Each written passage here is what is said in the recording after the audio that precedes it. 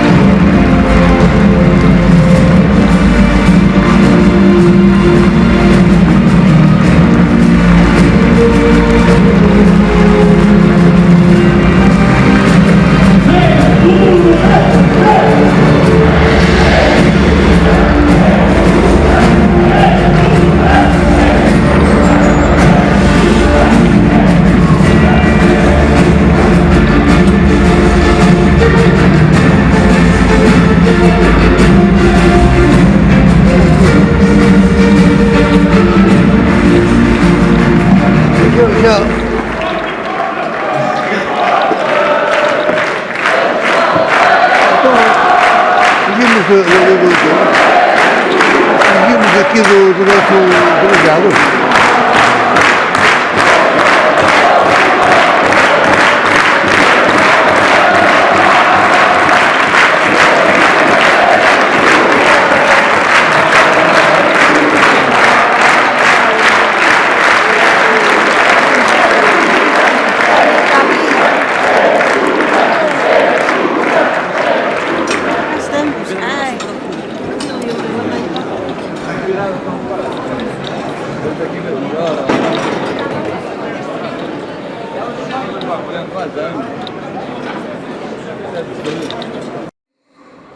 Proponho as seguintes medidas: promover políticas públicas e destinar recursos adequados para apoiar a implementação de programas de educação inclusiva em todas as escolas, garantindo a acessibilidade e a adaptação dos ambientes educacionais às necessidades das crianças com deficiências físicas, intelectuais, sensoriais e emocionais. Desenvolver planos de ensino personalizados que atendam às necessidades específicas de cada criança, tendo em conta as suas necessidades de apoio. Disponibilizar apoio especializado com professores de educação especial, terapeutas ocupacionais, fonoaudiólogos, a fim de identificar e compreender as necessidades individuais destas crianças, assegurando um ambiente de aprendizagem acolhedora e enriquecedor. Estabelecer canais de comunicação efetivos entre escolas e familiares, visando a construção de um suporte integral e colaborativo para promover o bem-estar e progresso escolar e social das pessoas. Ao participar de um ambiente inclusivo, as crianças com necessidades especiais têm a oportunidade de desenvolver habilidades sociais, emocionais e académicas necessárias para uma vida adulta produtiva e independente. A poupança financeira por parte do governo socialista falou sempre mais alto em detrimento das reais necessidades destas crianças. Pela forma como tratou a PSP e a GNR, menosprezando-os nestes últimos anos, querendo fazer passar à opinião pública que o impossível era possível, que mesmo sem efetivo seria possível termos uma segurança interna acautelada. Mas o sonho socialista não é mais do que um pesadelo real na vida dos cidadãos, onde a falta de segurança é mais que evidente.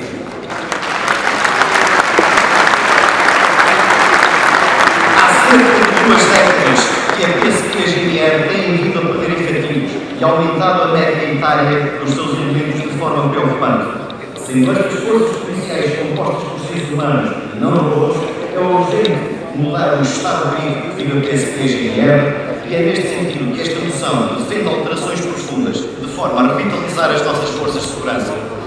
Começando pela remuneração base, pois é impensável atrair os jovens para as forças de segurança com os ordenados praticados pelos dias de hoje.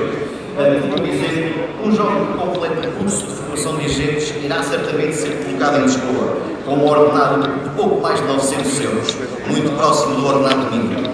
Em paralelo, e numa tentativa venenosa por parte dos pretéritos governos, atribui-se questões em subsídios e suplementos anexados à remuneração base, de forma a iludir estes profissionais, que no momento da sua reforma não são contabilizados na sua totalidade para a atribuição da mesma.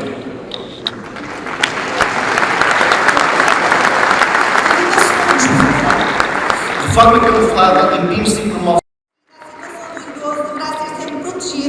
com a mesma clareza e veemência que a situação da criança é. Que o idoso, como a criança e as pessoas portadoras de deficiências, faz parte dos grupos sociais que estão particularmente vulneráveis ao abuso, burlas, a formas de negligência, entre outros, coação psicológica, que somos o único partido que defende a família alargada, que é uma das nossas maiores bandeiras e que nos distingue dos demais, pelo que é imperativo defender e proteger a família em todos os seus estágios, gestação, infância, adulto e velhice. E em consequência destes considerantes, vimos propor que seja criado um núcleo de trabalho para estudar, fazer levantamentos estatísticos e criar medidas e propor medidas cautelares que de forma célere assegurem a dignidade e integridade física e mental da pessoa em vez de pais em idade presumível ou vulnerabilidade, porque os filhos não são os mausões. Existe uma narrativa que acontece todos os anos e que lançam notícias para os telejornais que os filhos abandonam todos os pais nos hospitais. Isso não é verdade. Os maioritariamente e maioritariamente bons para os pais. Salvo não desses alguns nós tiverem de sustentar para com os pais e sempre que a decisão judicial que o filho não possa ser separado dos pais em situação de vulnerabilidade e cabe aos filhos ser o garante das suas necessidades fundamentais integralmente. Deixo aqui uma palavra de apoio à família da Avelina, que desapareceu no hospital de Lisboa ao cuidado do hospital, porque a família não pôde acompanhar e que neste momento está em vigílias há um mês. Não desistam e não deixem que vos critiquem. Obrigada. E vos chega a vida treinadora de Portugal. Muito obrigado. E agora, para apresentar de todos os pontos do país, para se estar hoje em Viana do Castelo, naquela que é a minha marca no Chega. Todos obrigados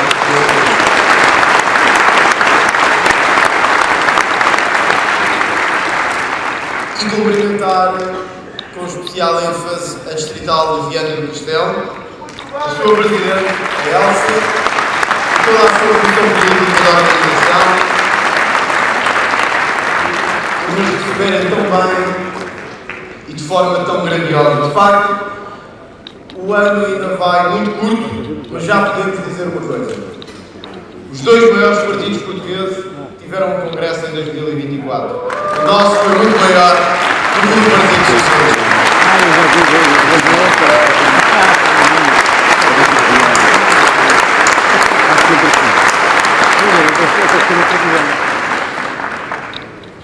Quando soubemos que este governo estava a chegar ao fim, sabíamos também que o partido teria que ter este congresso. Havia, por isso, uma decisão a tomar. A decisão sobre se considerava que o meu trabalho estava concluído ou se não estava concluído. Entendi, sendo o Presidente do Chega desde 2019, que este trabalho não estava terminado e que o caminho longo que fizemos desde essa altura e tudo o que conquistámos estava ainda inacabado. Que havia um trabalho e uma missão que ainda era preciso concluir. Um trabalho e uma missão para o qual nos mobilizámos e para a qual sempre acreditámos que era possível. O trabalho e a missão de governarmos Portugal, que esperemos possa acontecer já em março de 2024.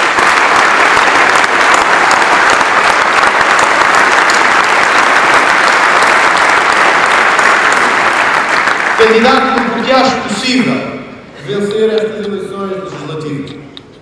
Porque acho possível concluirmos a mobilização enorme que vimos tendo desde então.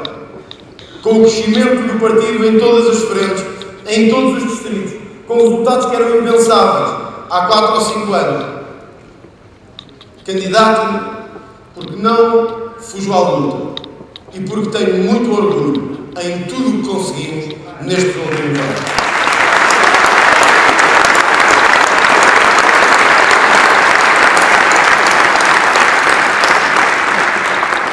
E tanto que fizemos nestes últimos anos. Tanto que fizemos. Sem ninguém esperar, entramos na Assembleia da República. Quando muitos auguravam o nosso fim precipitado, tornámos-nos a terceira maior força política deste país, a mais audível e a mais dinâmica. Tornámos-nos este ano na força parlamentar que mais trabalho parlamentar fez e que mais propostas apresentou.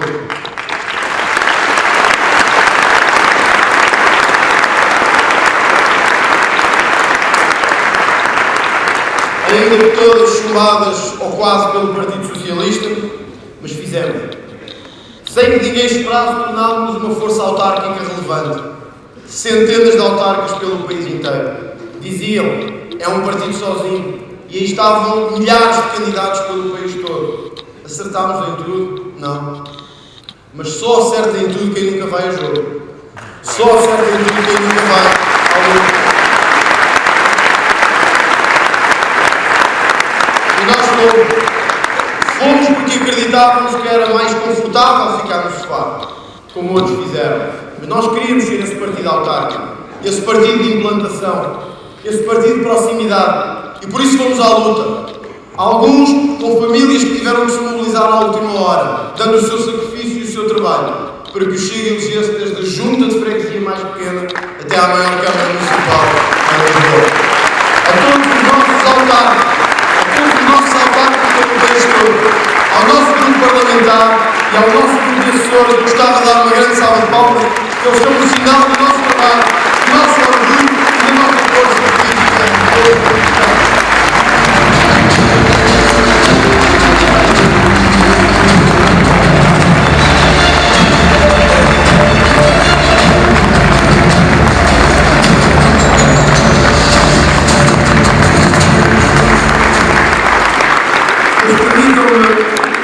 Destacar aquele que é o meu maior orgulho enquanto presidente deste partido. Foi o trabalho extraordinário que fizemos nas duas regiões autónomas de Portugal.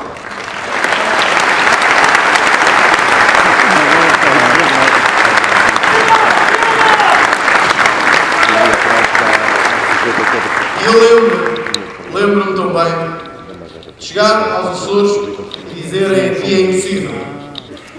Aqui é PS ou PSD. E que não valia a pena. Que havia um ciclo de subsídio à dependência que era impossível quebrar. Mas fomos à luta. Acreditámos e fomos à luta. E o orgulho que temos de, por causa do Chega e só por causa do Chega, nos termos livrado de 25 anos de socialismo na região autónoma dos Açores.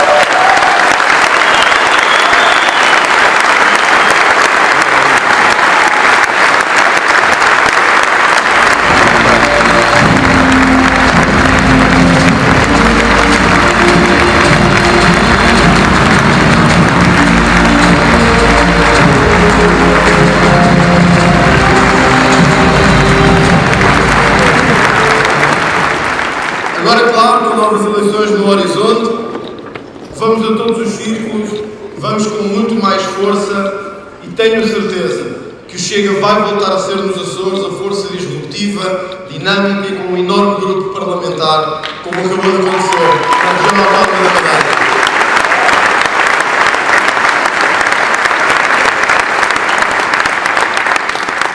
Na Madeira, fizemos engolir o maior sapo da sua história.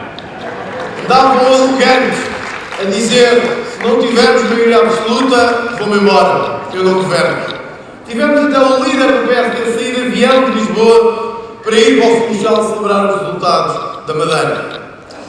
Mas o destino terá sempre traçado. E quando queremos vencê-lo, perdemos sempre. E à noite era ver Luís Montenegro a transpirar no Funchal, enquanto se esperava o último resultado da Madeira, em que, mais uma vez por causa do Chega, acabámos com a maioria absoluta do PSD.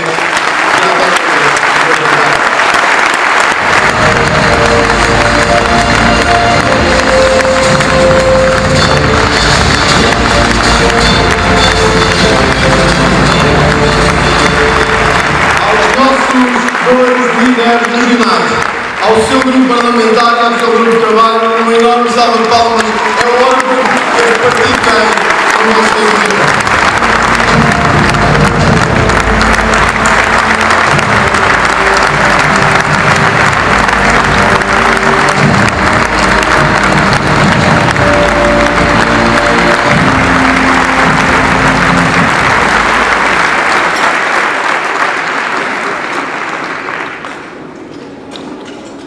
Sentir tudo isso, decidi apresentar a este Congresso uma nova candidatura. Porque entendo que esse trabalho não está concluído na dignificação que temos que fazer de Portugal. Deixem-me dar-vos o exemplo maior de como o nosso trabalho não está concluído. As nossas forças de segurança. Hoje continuam em protesto em muitos pontos do país e não pedem nada de extraordinário ou de incrível. Pedem a mesma dignidade e não discriminação do que foi justamente atribuído à Polícia Judiciária.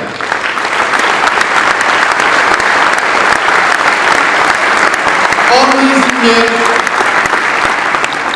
cujas vidas ficam num limbo, em que, em muitos distritos deste país, mais vale trabalhar na caixa do supermercado do que vestir a farda de polícia, porque arriscam a vida, não têm nenhum apoio do Estado, não têm nenhum reconhecimento do Estado, e só sentem as suas vidas cada vez mais em perigo. A todas as forças de segurança deste país, aos guardas prisionais, a todos os que dão a vida pela nossa segurança, eu quero-vos deixar um compromisso solene, a de que nenhuma maioria de direita subsistirá, nenhuma maioria de direita existirá, sem que a sua primeira medida seja restabelecer a equiparação de sofrimentos a todas as forças de segurança em Portugal.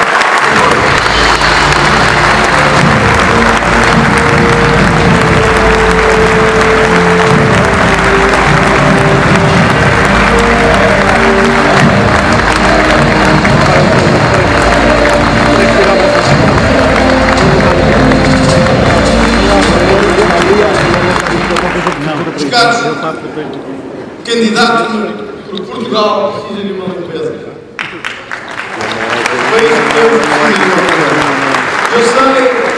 Eu sei que muitos não gostam de ouvir isto. E dizem, lá vêm eles com esta conversa atual. Mas este país precisa mesmo de uma limpeza. Eu não conheço outro país da Europa em que 75 mil euros tenham sido encontrados em envelopes na casa do Primeiro-Ministro, na casa oficial do Primeiro-Ministro. Se isto não vos envergonha, eu não sei o que é que mais pode envergonhar o país quando no próprio gabinete, ao lado do Primeiro-Ministro, um indivíduo, o seu chefe de gabinete e por si escolhido, decide ter escondidos 75 mil euros em limpeza, quando começar a limpeza, ou não vai quando temos descobrir. notícia de projetos que eram tão importantes como o lítio e o hidrogênio. E que hoje percebemos que, na verdade, as leis que estavam a ser feitas eram cozinhadas em gabinetes fechados e à medida de interesses de sociedades privadas e de empresas que queriam lucrar milhões. E que esse mesmo ministro João Galamba, e agora todos vamos conhecendo,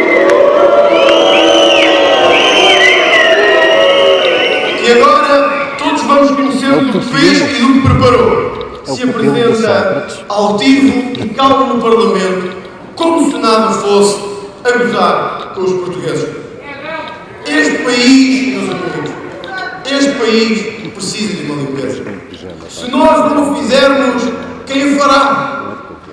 Ouviram e temos visto tudo o que tem acontecido neste país. O que é que temos ouvido do PSD sobre esta matéria? Zero. No momento mais crítico das instituições, no momento em que os portugueses perdem uma luta firme contra a corrupção, uma voz elevada no país contra a corrupção, aquele que deveria ser, até nós surgirmos, a alternativa ao Partido Socialista, fica em silêncio. Procura desviar as atenções, procura ver se o tema passa ao lado. Eis que o país é confrontado com um outro caso. Duas gêmeas, filhas de imigrantes de brasileiros, terão chegado ao Sistema Nacional de Saúde português sem prescrição, só apenas com recomendação do Secretário de Estado, e aí obtiveram um medicamento de mais de 4 milhões de euros. Medicamento que o próprio Brasil lhes recusou. Mas claro, os contribuintes portugueses estão sempre prontos para pagar o que seja. O que é que ouvimos do PSD? Zero. Quem é que teve de fazer a maior parte do esforço naquele Parlamento para que houvesse audições, para que as pessoas fossem chamadas à responsabilidade, para que a ex-ministra tivesse que falar, para que este país sentisse que não é só pagar, pagar e pagar, e que alguém nos tinha responsabilizado? Tivemos que ser nós, sempre nós, ao final do dia. Os outros partidos, em silêncio, parados, neutralizados, sem voz, sem expressão. Só nós.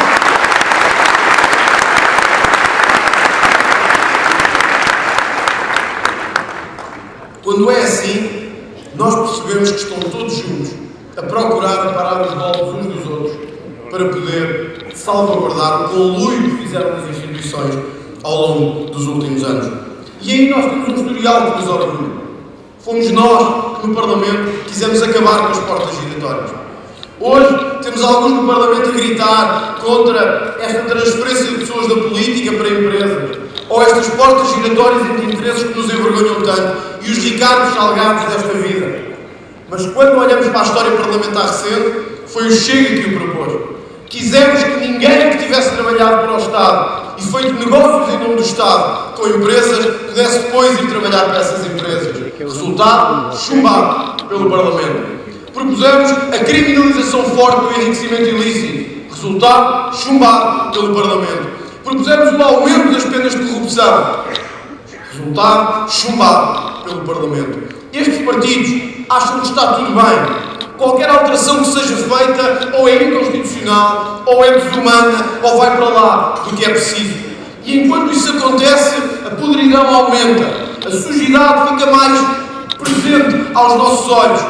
Mas desenganem-se se pensem que todos estamos a sofrer com isso. Nós estamos, mas há sempre aqueles que atrás do pano estão a beneficiar disso. José Sócrates foi preso há 10 anos. Ainda não começou a ser julgado. Foi preso há 10 anos. Ricardo Salgado passeia-se entre Cascais e Lisboa e diz que está com Alzheimer e por isso não vai ser julgado. Nós olhamos e dizemos: é este o país que queremos? É isto politicamente incorreto? Ou isto é o último grito de decência pela pátria que nós ainda podemos ter de pedir que a corrupção seja verdadeiramente combatida?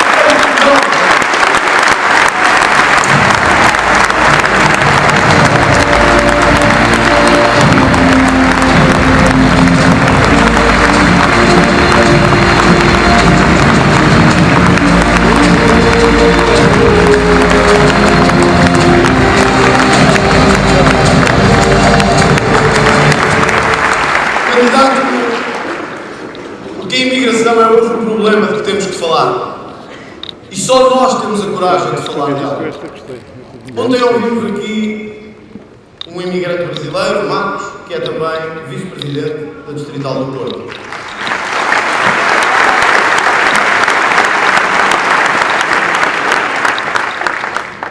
E o Marcos estava aqui sentado, e o Marcos, quando passou, fez continência à nossa bandeira que está aqui.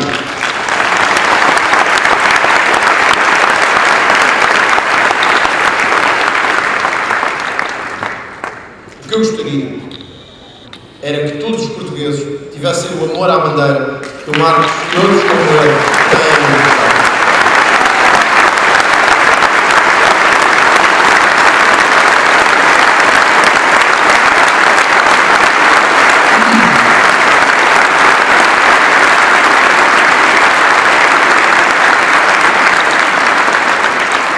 Chega nunca quis acabar com a imigração. Chega nunca disse que esta imigração era terrível. Chega disse que a imigração tinha que ser regulada, controlada e com regras. O Chega disse que nenhuma casa se mantém se não tiver portas e janelas. E deixa de ser uma casa e torna-se um terreno aberto. O Chega sempre disse que quem viesse tinha que gostar deste país, tinha que gostar da nossa língua, tinha que gostar da nossa cultura e tinha que saber respeitar os nossos costumes.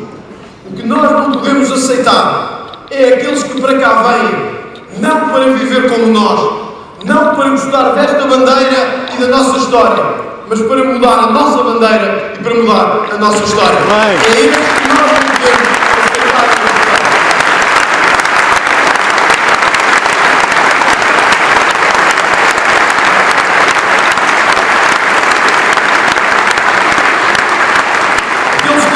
podemos aceitar. São aqueles que vêm para obrigar as nossas mulheres a andar de burca pelas cidades ou terem que andar afastadas do espaço público.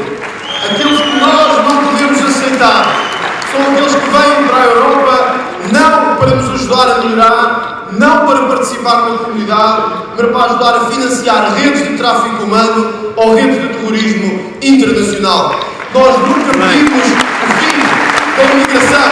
Nós queremos uma imigração legal, justa, regulada e daquela que Portugal precisa para viver.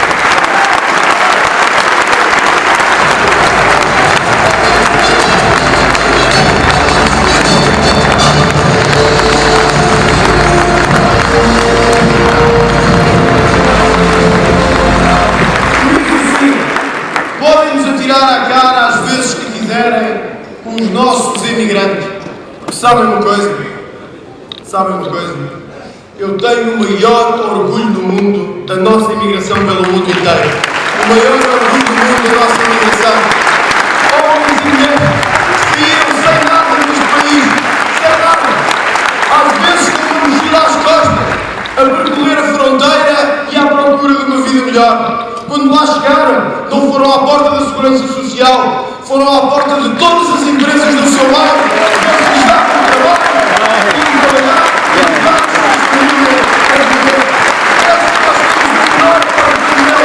E eles são hoje a grande força que chega nesta comunidade.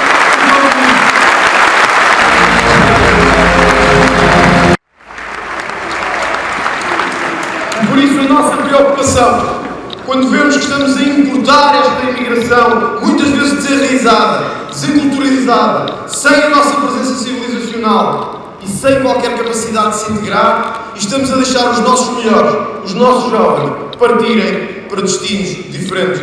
Estamos a importar muitas vezes quem não precisamos, a deixá-los entrar sem qualquer controle. E os nossos, aqueles que pedem, deem-nos uma oportunidade aqui, porque eu amo este país e quero viver aqui. Deixamos-los ir embora e deixamos-los partir. Depois, claro, queremos que voltem, mas já casaram, já tiveram filhos, já constituíram aí as suas famílias. E aí já não conseguem ou já não podem. Eu tenho a certeza que 99,9% dos nossos jovens imigrantes, se lhes dessemos um salário em condições dignas, eles voltariam para este país que amam, porque o amam tanto como eu amo, como todos os imigrantes amam.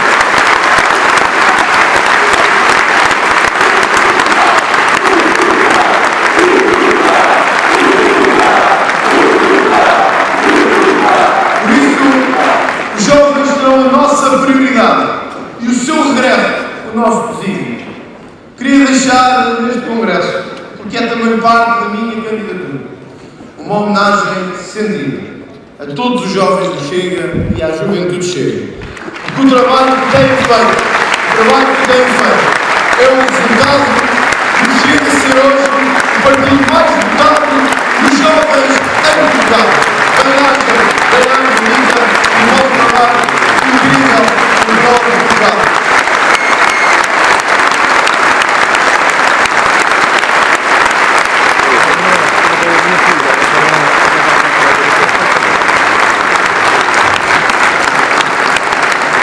Por isso, eu aproveito para anunciar ao Congresso que a deputada Rita Matias será a minha mandatária nacional às eleições legislativas. Sempre que eu uma tripé para a próxima.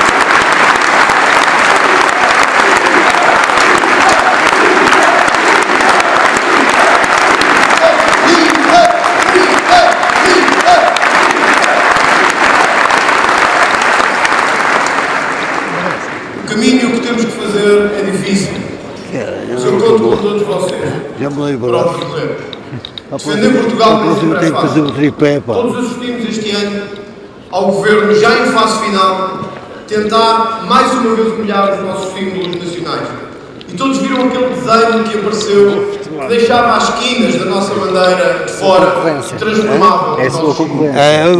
Todos viram que Portugal decidiu dar 34 milhões de euros para um museu em Angola. Para um museu em Angola.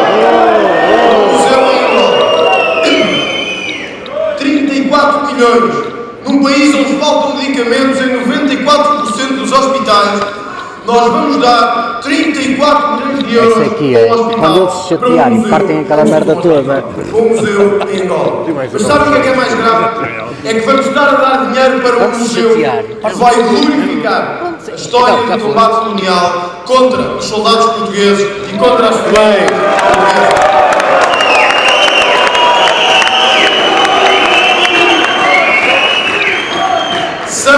Esses 34 milhões a pagar um favorzito a alguém. Uns traidores. Porque aqueles que põem dinheiro, a quem comprou o português e quem comprou o Estado português, não tem outro nome, se não serem os traidores da nossa história, os traidores da nossa memória e os traidores da nossa pátria.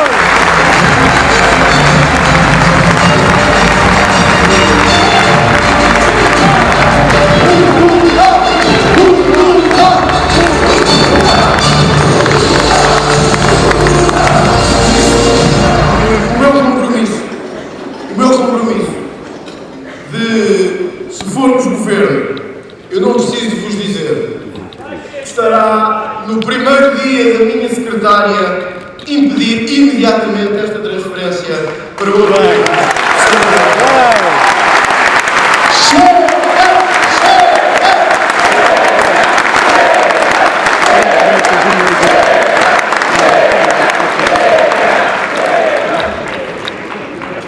Finalmente, candidato, o que é preciso dizer a verdade aos portugueses sobre a geringonça que tivemos a governar Portugal nos últimos anos? Agora tentam branquear a imagem da geringonça e dizer que a maioria dos portugueses gostou desta governação. Que a maioria dos portugueses gostou daquela governação à esquerda.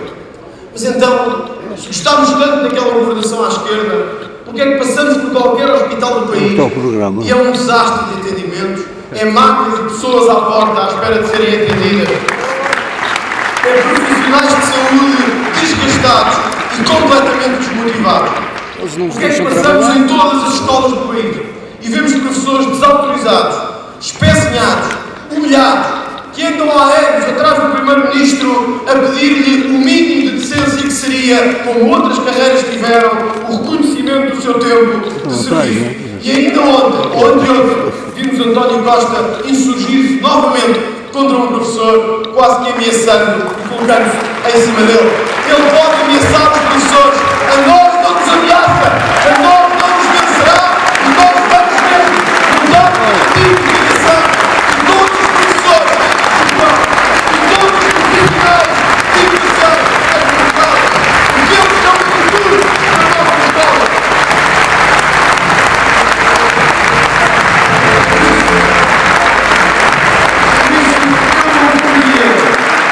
Como é que o país, a comunicação social, os outros partidos, deixam Pedro Nuno Santos passar em claro nisto?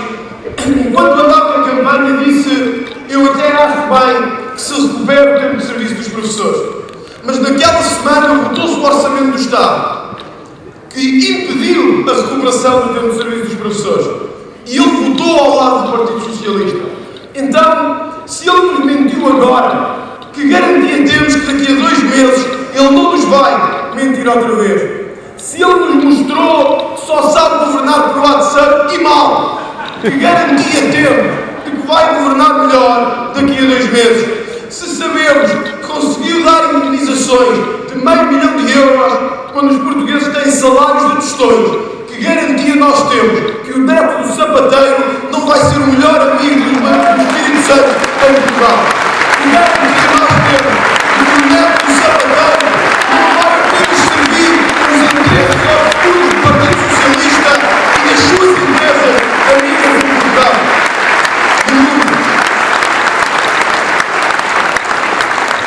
E o PSD já não tem força para o impedir, porque abalado em sucessivos casos, escândalos e falta de força, deixaram a oposição flanqueada e o país sem alternativa.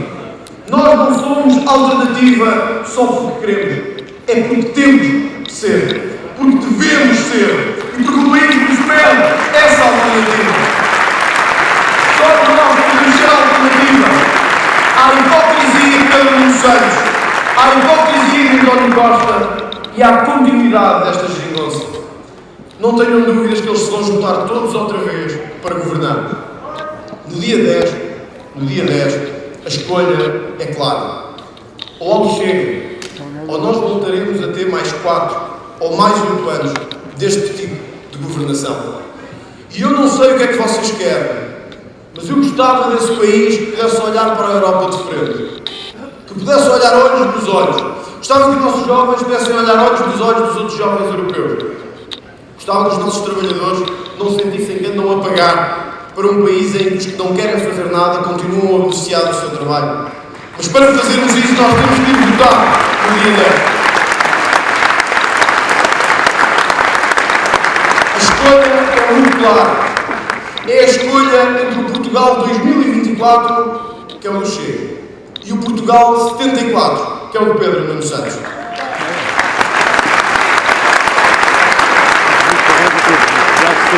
Pedro Nuno Santos quer voltar ao prédio, quer voltar à ocupação de empresa, quer voltar às geringonças e aos PCPs desta vida.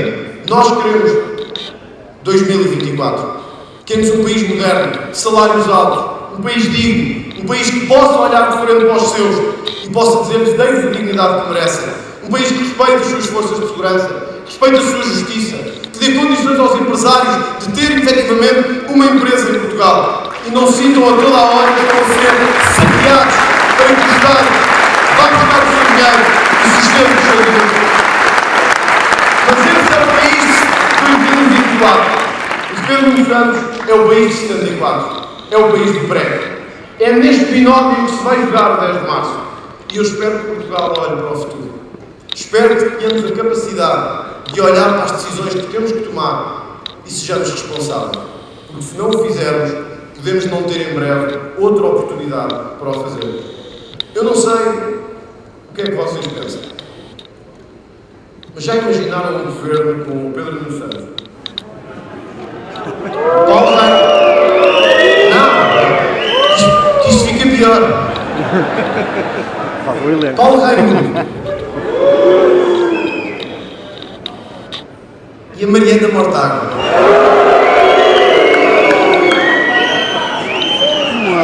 A Mariana Mortágua tem aquela vantagem que a gente sabe. Provavelmente vai acumular o salário de ministra de deputado.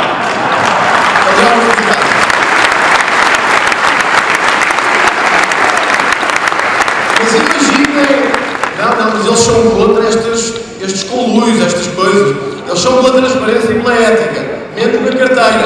Aí é que eles esquecem um bocado a todo o governo. Imaginem um governo assim. Eu não sei se já viram um filme que é o Trio dos Horrores. A sério, tem que ver. E tem a ver com isto, porque eu imagino aquelas três personagens sentadas no Conselho de Ministros. Por exemplo, Paulo Raimundo, Ministro da Pesca. Por exemplo. Mariana Mortágua, Ministra para a Igualdade de Género. Por exemplo. Já agora. Isto não vai ficar bem nos jornais da noite, mas eu vou dizer à mesma. Eu garanto-vos uma coisa.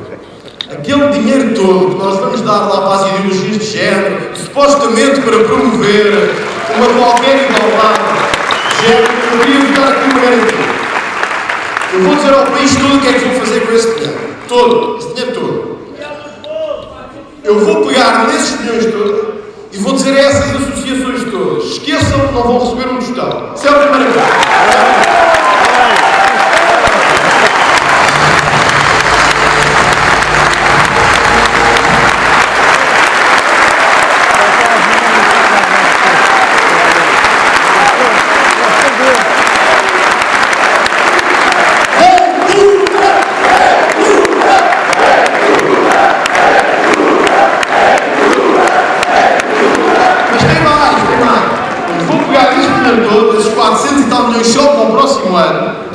E vou criar um fundo de apoio às nossas forças de segurança, à justiça e aos nossos ex-combatentes.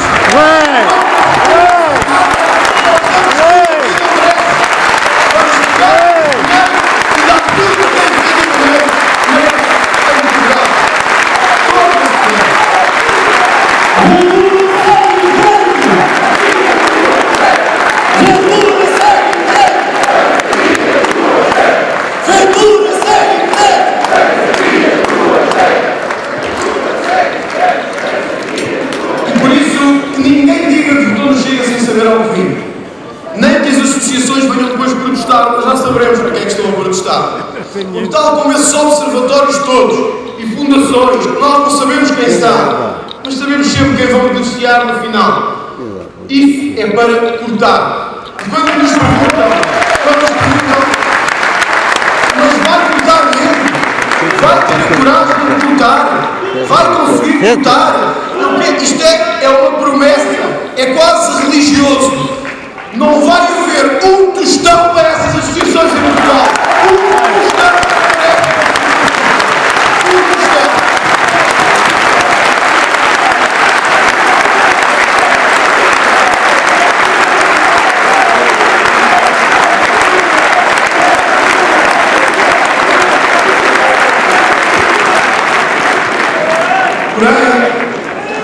Porém, comprometer-nos é também fazer política. E eu, para terminar mesmo, Sr. Presidente, queria-vos dizer algo e partilhar convosco algo que me tem, desde o início da minha carreira política, deixado muito abalado. Refiro-me aos nossos idosos, aos nossos pais, aos nossos avós. Eu tenho percorrido este país de norte a sul. E alguns dizem, bom, eles não votam em nós. Ou nós vamos ter uma renovação geracional. Mas isso não importa. Quem faz política por convicção não se preocupa com votos. Quem faz política...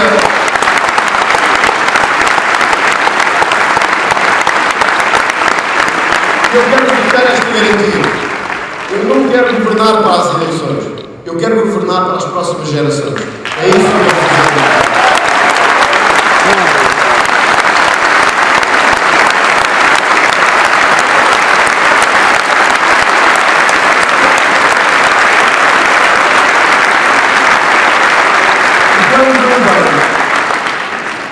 Como tenho visto tanto pelo país, os nossos idosos em condições miseráveis, quase subhumanas. Estas pessoas pelo país todo, que são quem mais é penalizado pela falta de um serviço de saúde eficiente, quem mais é penalizado pelo aumento dos preços dos medicamentos, e que muitas vezes só com a ajuda dos filhos ou dos netos conseguem pôr comida na mesa ou ter os medicamentos que precisam. E alguns, como nós sabemos, têm de fazer a escolha entre os medicamentos e a alimentação. Este tem de ser um desafio de todos, mas tem de ser um compromisso assumido por este partido, porque isto vai ter consequências orçamentais, política económica e de política fiscal. Mas nós, se queremos ser um país digno a sério e acreditamos mesmo nesse Portugal grande que defendemos, nós não podemos só olhar para a frente e esquecer aqueles que atrás de nós permitiram que hoje estivéssemos aqui com esta dignidade e com esta força.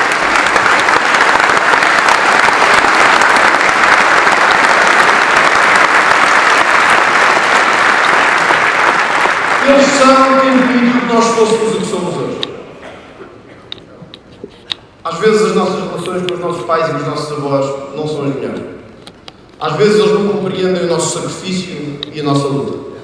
Mas foram eles que permitiram, pelo país que construíram, que nós hoje estivéssemos aqui. Falharam muitas vezes, sim. Falharam no país que construíram, sim, e por isso estamos aqui a lutar para que ele seja melhor. Mas eles também receberam um país já difícil de lidar. E antes deles os pais dão mais ainda, e os avós deles também, e os bisavós deles também. Mas eles são o sangue que nos corre nas veias. Eles são o nosso ADN. São aqueles que, quando fechamos os olhos, nos recordamos. E eu acho que um país que quer mesmo ter essa grandeza não pode continuar a lidar com pensões de 200 e de 300 euros.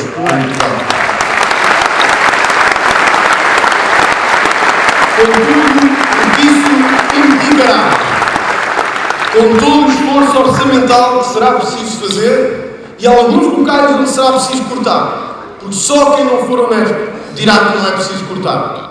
Porque é preciso cortar em muito lado. Eu quero deixar-vos o compromisso de que esta missão só será concluída e que o nosso trabalho no Governo só será concluído quando em 6 anos garantirmos que não há nenhum idoso com uma pensão abaixo do salário mínimo em Portugal.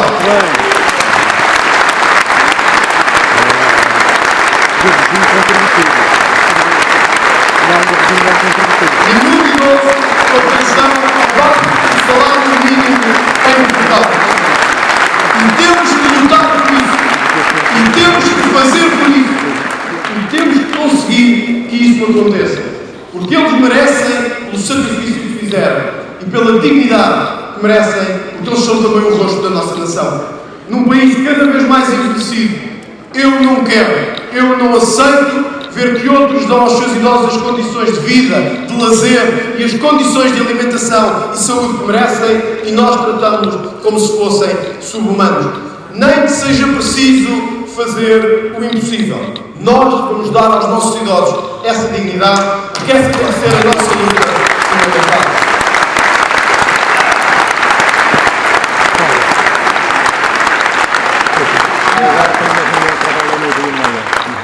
Termino por isso como comecei. Este país precisa de uma limpeza e precisa de uma mudança profunda. Este país precisa que alguém lhe diga que tem mesmo que mudar. Esse espírito reformista, esse espírito de não ter medo, esse espírito de dizer que é preciso arriscar mesmo quando podemos perder, esse espírito de dizer que os nossos atrás de nós nos deram a força e o ânimo para acreditar que o nosso país pode ser grande. E eu acredito mesmo que ele pode ser grande. Eu acredito que podemos ter o melhor país da Europa para sobreviver. Esta é a crença que tenho pelo país que conheço bem. Pelos homens e mulheres do meu país que conheço bem, que me elegeram e que depois elegeram este grupo parlamentar. Tenho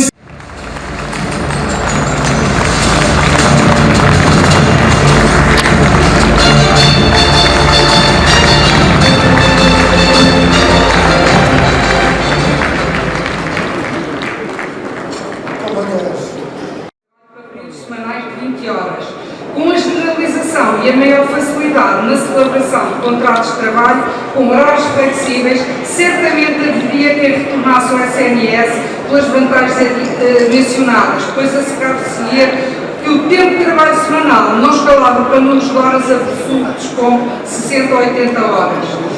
Seriam feitos contratos mais flexíveis com menos horas, proporcionalmente pagos, para que quem queira faça contratos de 20 horas no público e de 20 horas no privado, por exemplo. Bem, então, sempre pela meritocracia, por um melhor SNS, por uma melhor saúde para todos, por os portugueses e por Portugal.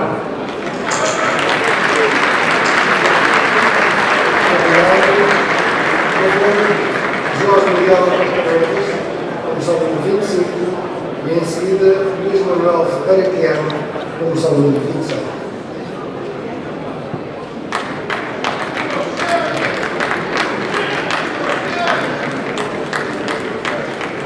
Muito boa tarde.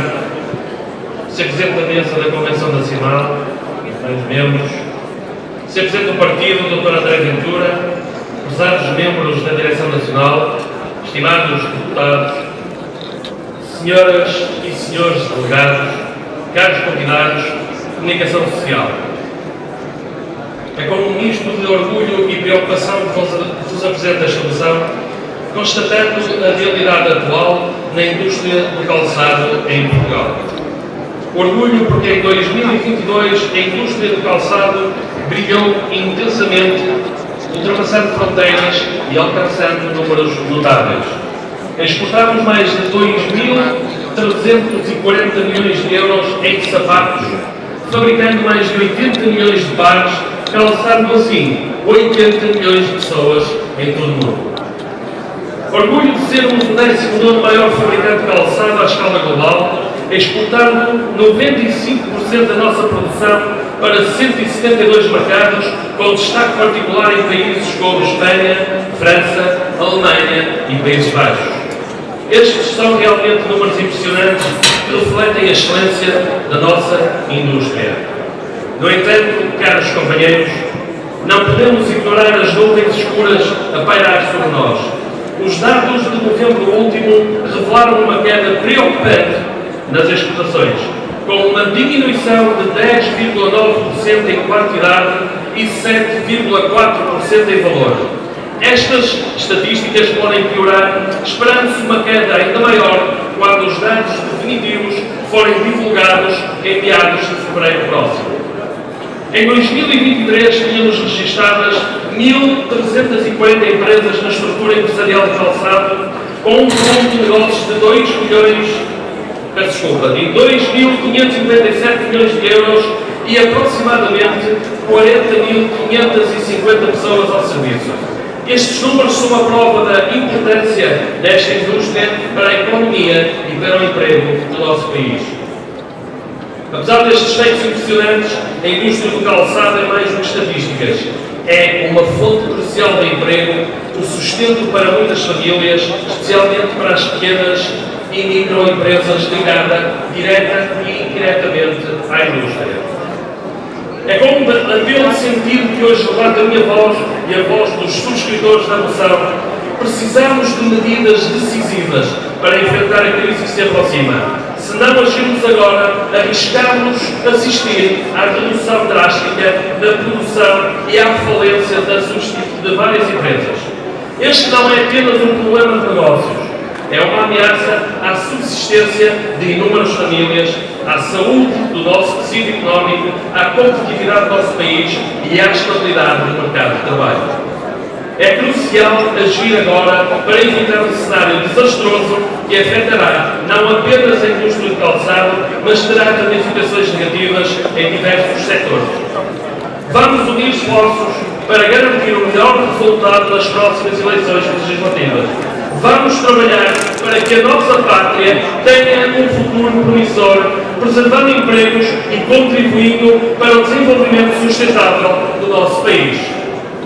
Sr. Presidente, estaremos sempre a seu lado nesta árdua luta, acreditando profundamente que irá liderar o próximo governo e que tudo fará para implementar medidas para regular a crise, valorizando o tecido empresarial no mercado de trabalho do nosso país. É nesse sentido que submetemos e desejamos a aprovação desta moção, onde recomendamos que o Partido Chega Pode passar a votar, pode passar a votar. Equivale cerca de 8 a 10% do mundo, aproximadamente 20 mil milhões de euros. 1,6 vezes o orçamento do Ministério da Saúde e, vejam bem, 13 vezes o orçamento do Ministério da Justiça em 2021. A nossa percepção como cidadãos comuns acompanha esta ideia. O índice de percepção de corrupção em 2022 diz-nos que Portugal ocupa o 34º lugar, abaixo da média da União Europeia e toda a Europa Ocidental. É pior que a situação do Pode passar a votar. Pode passar a votar. Portugal voltou a ser desclassificado na categoria de país totalmente democrático. No ano passado, deixou de ser considerado um país em que existe suficiente transparência e integridade na gestão do Estado. A principal fonte de corrupção é a falta de responsabilização pessoal. Isto tem a ver com a cultura, com a educação. Se formos criados em liberdade,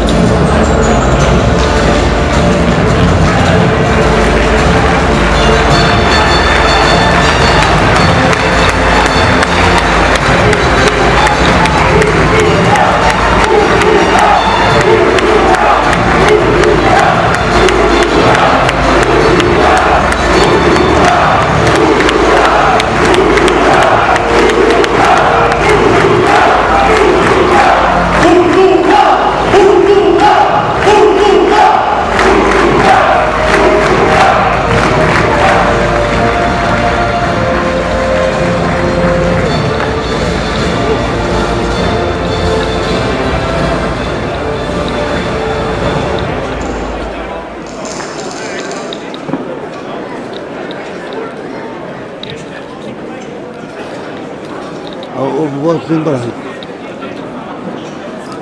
Só pode ter votos em branco. Eu? Só pode ter votos em branco.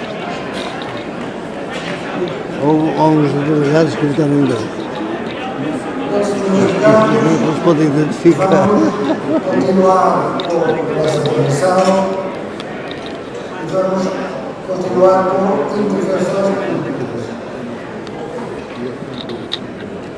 Por isso chamo o nosso Pedro Pinto ao público, por favor.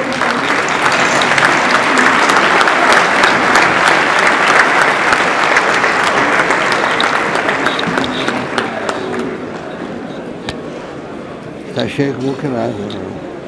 Tem que filmar bem isto, que é para dar exatamente uma imagem real, não é? Agora, onde é que está o... Ah, está aqui. Olha! Eu pus o meu chapéu na cabeça daquele gajo quando fui filmar.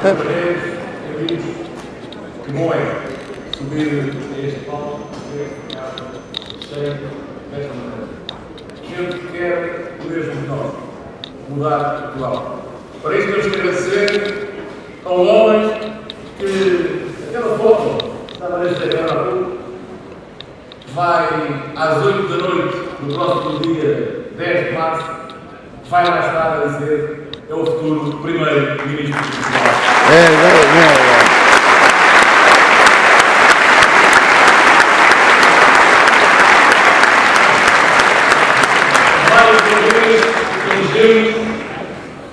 Com todo o mérito, aquele homem é que é militante.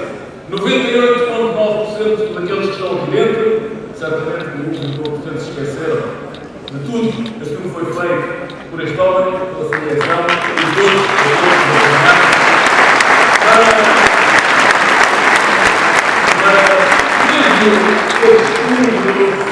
são bem-vindos e são nossos.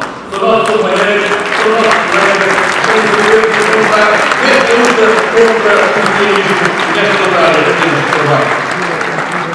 Chegados a esta parte do Progresso, temos que pensar que país temos. Temos um governo cruel. Temos um ministro da Administração Interna cruel, que hoje mesmo disse não há condições para pagar mais às forças de segurança. Homens e mulheres que estão debaixo de chuva em todas as capitais do país. Estão a manifestar-se a todos. Agora foi tomar café connosco. Não, eu estive aqui a conversar, estava a chover, por fora, ganhar um bocadinho de ar e tal. Não, um bocadinho só. São cruéis para os portugueses, não merecem governar o nosso país, não merecem governar em Portugal, e no dia 10 de março vamos dar esse jogo e vamos dizer a Constituição do nosso país. E depois nós perguntamos onde se gasta o dinheiro dos portugueses. Gasta-se em corrupção. 18 mil milhões são gastos em corrupção. Quando nos perguntam onde é que chega, vai buscar dinheiro para fazer as reformas necessárias em Portugal, vamos ficar ali à corrupção. Vamos cortar, como disse há pouco o nosso líder, nos observatórios e nas fundações. Vamos cortar a história da ideologia de género. Sim, vamos cortar. Sem medo, sem problema. Não temos que ter medo de assumir e dizer que o dinheiro está dentro do nosso país. Está na hora de dinheiro que podemos dar. Está na hora de dinheiro que podemos ir para a frente. Está na hora de dinheiro que temos nos bancos, que hoje o governo diz que dão lucro. Se dão lucro, tem que devolver o dinheiro aos brasileiros. Tem que devolver esse dinheiro.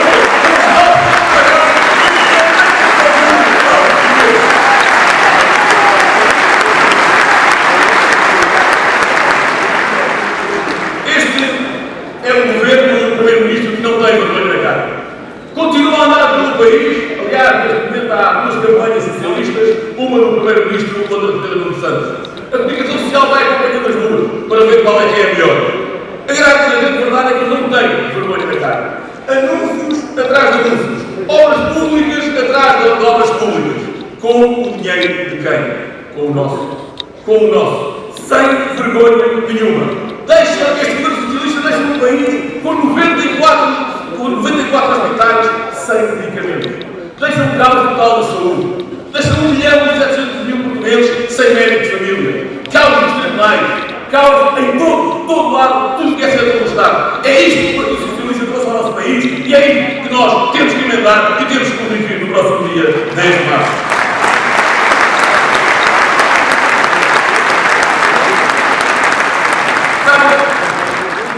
Na Assembleia da República sentiu-se um cheiro diferente.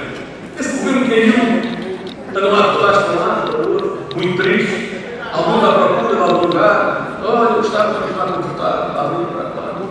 E sentiu-se um cheiro a queda da vida. O Partido Socialista percebeu claramente que a partir do dia 10 de março, nada na política em Portugal será igual. Há um movimento que desceu com toda a força, este movimento chama-se Chega, e é o Chega que vai governar Portugal a partir do nosso dia de março. Sentiu-se claramente que o socialismo vai agora. Mas depois os dois se perguntam, e o que é que vai fazer o Chega? O Chega vai fazer as reformas necessárias em Portugal. Precisamos de uma reforma urgente na justiça. Precisamos de uma reforma na saúde. Uma reforma do ensino.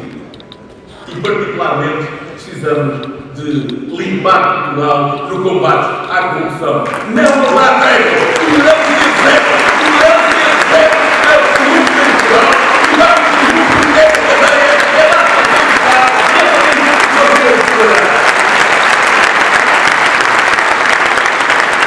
da direita só há um voto.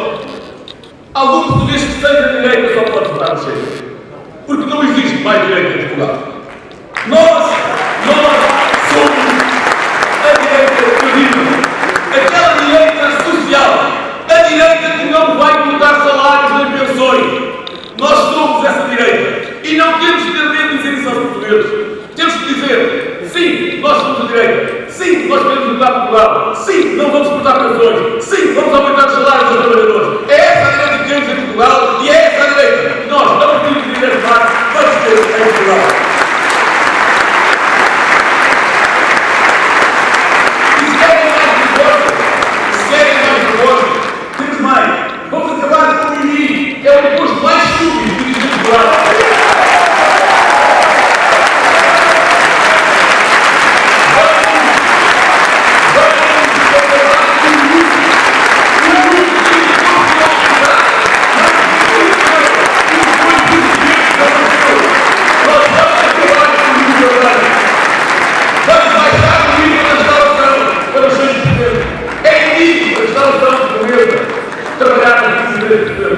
Homens e mulheres, empresários, todos os dias, dão lugar a uma luta.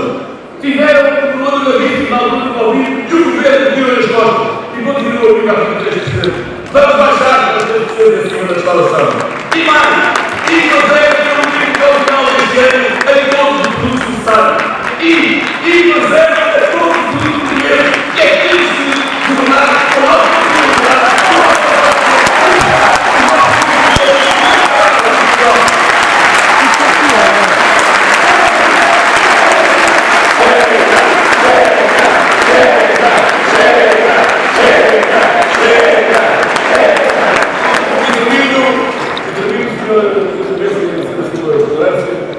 Termino dizendo o que é que trouxe o socialismo até hoje a Portugal.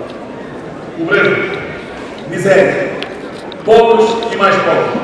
Disseram os imigrantes para virem para Portugal. Venham que nós temos cá tudo para dar. E temos dado muito, acredito. Mas também temos dado miséria.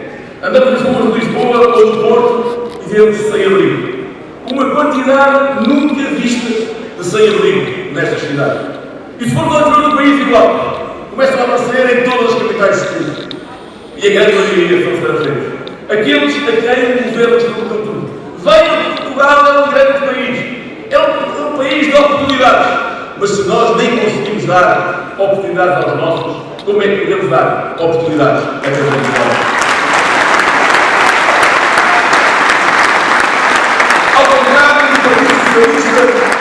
Ao contrário do Partido Socialista, nós somos o partido. dos portugueses. Dos portugueses comuns, daqueles que trabalham, daqueles que diariamente se levantam cedo para ir para o seu trabalho e para conseguir meter comida na mesa dos seus filhos. Esse é o nosso partido. Esse foi aquele partido que André Ventura sonhou. O partido que sonhou e todos nós estamos a ajudar a levar ao governo. É isso que nós pretendemos para Portugal. É isso que nós queremos para Portugal. Somos o partido do futuro. E a prova que somos o partido do futuro é os fantásticos jovens que temos tido aqui em intervenções neste Congresso. E se tem mais prova de vida,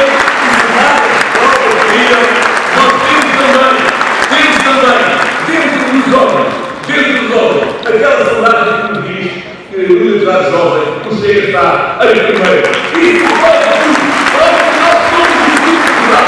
Nós somos o partido do futuro. E é este futuro que hoje agora é o primeiro-ministro e vamos ganhar eleições e ganhar o futuro. E a pergunta que se faz é: por que tem medo do Chega? Por que tem medo do Chega? É fácil. Todos eles.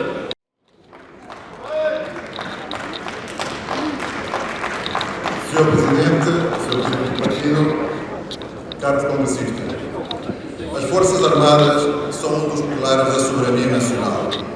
A história de Portugal e a sua memória confundem-se com a honra, lealdade e sacrifício dos seus militares. Apesar destas evidências, reconhecidas em inúmeros discursos políticos vazios e de circunstância, a verdade é que os últimos 8 anos de governação socialista foram uma tragédia para a instituição militar. O desprezo pela defesa nacional e a crónica falta de investimento dos sucessivos governos levaram-nos a um ponto, hoje, em que a própria existência das Forças Armadas começa a ser posta em causa. As chefias militares falam mesmo em colapso. Companheiros, as Forças Armadas perderam nos últimos anos mais de 11 mil efetivos. Isto representa uma redução de 32% de homens e mulheres que serviram nos 3 ramos. Pela primeira vez na história, a GNR tem mais efetivos que todas as Forças Armadas. Na Marinha, onde a idade média dos navios é de 30 anos, temos homens embarcados à mesa, porque não há guarnição para os substituir. No Exército, temos unidades com menos 70% dos seus efetivos. Na Força Aérea, temos metade dos pilotos que seriam necessários, assim como uma saída constante de técnicos altamente especializados, o que começa a colocar em causa a capacidade de manutenção dos seus aparelhos. E tudo isto, companheiros, acontece numa altura de grande incerteza geoestratégica global, com um conflito em larga escala a decorrer na Europa. Mas a situação dos antigos combatentes e dos deficientes das Forças Armadas também não é a melhor. Os milhares de homens que um dia foram chamados a lutar e a dar tudo por Portugal, muitas vezes a própria vida, estão hoje completamente esquecidos e abandonados na etapa final das suas vidas, precisamente quando mais necessitavam do país que um dia chamou Portugal. Perante este quadro dramático, tivemos uma Ministra da Defesa em que a sua principal preocupação foi a igualdade de género nas Forças Armadas. E um Primeiro-Ministro irresponsável que só admitia aumentar o investimento nas Forças Armadas se fosse, pasmem-se, a União Europeia a pagar. Que vergonha, que falta de dignidade. Companheiros, o Chega assume hoje, aqui, como já o fez no passado, o seu inabalável compromisso com as Forças Armadas e os antigos combatentes. E tudo fará com medidas concretas para reverter esta situação de colapso a que os sucessivos governos levaram a instituição militar. Viva o Chega, viva André Ventura, mas acima de tudo, viva Portugal!